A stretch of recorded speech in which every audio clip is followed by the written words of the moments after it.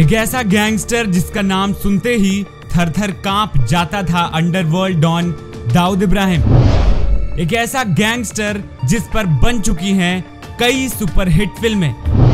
एक ऐसा गैंगस्टर जिसका पहली बार हुआ था एनकाउंटर। हम बात कर रहे हैं मुंबई के सबसे खतरनाक डॉन मान्या सुर्वे की। मान्या सुर्वे का असली नाम मनोहर अर्जुन सुर्वे था। उसके गैंग के लोग उसे मान्या पुकारते थे, इसीलिए पुलिस रिकॉर्ड में भी उसका नाम मान्या सुर्वे ही दर्ज किया गया था। मान्या सुर्वे मुंबई में पैदा नहीं हुआ था, पर मुंबई में ही पला पढ़ा और बड़ा हुआ था। उसने मुंबई के कीर्ति कॉलेज में बीए में ग्रेजुएशन किया और उसके बाद उसने अपराध की दुनिया में कदम रख दिया। आपको बता दें कि 1970 और 80 के दशक में मुंबई में मान्या सुर्वे की धौंस चला करती थी। लोगों में उसका डर था। वो दाऊद इब्राहिम और उसके बड़े भाई शब्बीर इब्राहिम का जानी दुश्मन भी था। मान्या का दाऊद अफगानी माफिया के साथ 36 का आंकड़ा था। मान्या को अपराध की दुनिया में उसका सौतेला भाई भार्गव दादा लाया था। भार्गव और उसके दोस्त मान्या पोधाकर के साथ मिलकर मान्या सुर्वे ने 1996 में किसी दांडेकर का कत्ल कर दिया था। इस कत्ल में उनकी गिरफ्तारी हुई, मुकदमा चला और उम्र कैद की सजा सुनाई गई। सजा के बाद उन्हें मुंबई के बजाय पुणे की यरवदा जेल में रखा गया। मान्या सुर्वे जेल में और ज्यादा खूंखार हो गया था। यरवदा जेल में उसका ऐसा आतंक था कि परेशान होकर जेल प्रशासन ने उसे रत्नागिरी जेल भेज दिया। इससे नाराज मान्या सुर्वे ने रत्नागिरी जेल में भूख हड़ताल कर दी।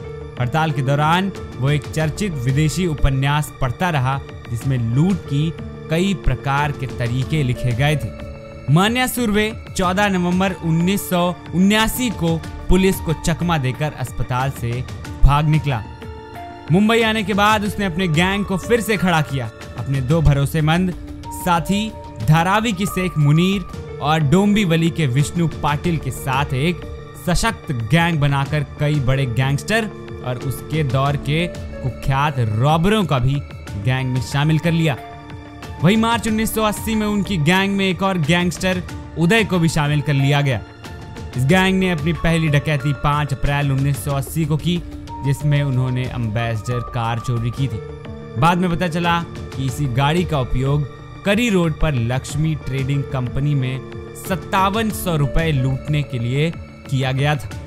15 अप्रैल को उन्होंने सामूहिक रूप से हमला किया और शेख मुनीर के दुश्मन शेख अजीज को मार गिराया, जिसमें उन्होंने चोरी डकैती से लेकर कई तरह की वारदातों को अंजाम दिया। जैसे जैसे मान्या सुर्वे की दहशत बढ़ने लगी, मुंबई के कानून व्यवस्था पर उंगलियां भी उठने लगी। यह भी माना जाता है कि मान्या सुर्वे उस दौरान दाऊद से कई गुना ज्यादा ताकतवर हो गया था। मान्या की मौत दाऊद के लिए फायदेमंद थी और आगे बढ़ने के लिए बेहद जरूरी भी थी।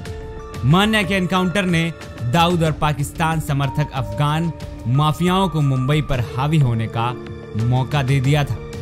मान्या के डर से जो अफगानी गैंगस्टर चूहे की तरह बिल में दुबके बैठे थे, वो अब खुल के सक्रिय हो गए थे और जिसका नतीजा 1992 में हुए मुंबई बम धमाका था।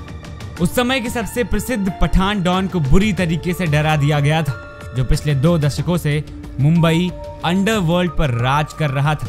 लेकिन पठान ने भी अपनी विरोधी गैंग केसर ग्रुप को पराजित करने के लिए मान्या सुर्वे की सहायता ली थी।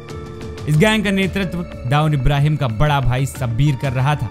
मान्या की सफलता का यही सबसे सुलझा हुआ राज था। उस समय शहर की सबसे मशहूर गैंग भी उससे सहायता लेने के लिए आती थी। ये मुंबई के उन अंडरवर्ल्ड डॉन का पहला पढ़ा लिखा हिंदू गैंगस्टर था, जिसका दादर के आगरा बाजार में सम्मान किया जाता था। आपको बता दें कि मान्या सुर्वे का एनकाउंटर उस समय के एसीपी इशाक बागवन ने किया था। यह घटना 11 जनवरी 1982 को घटी थी।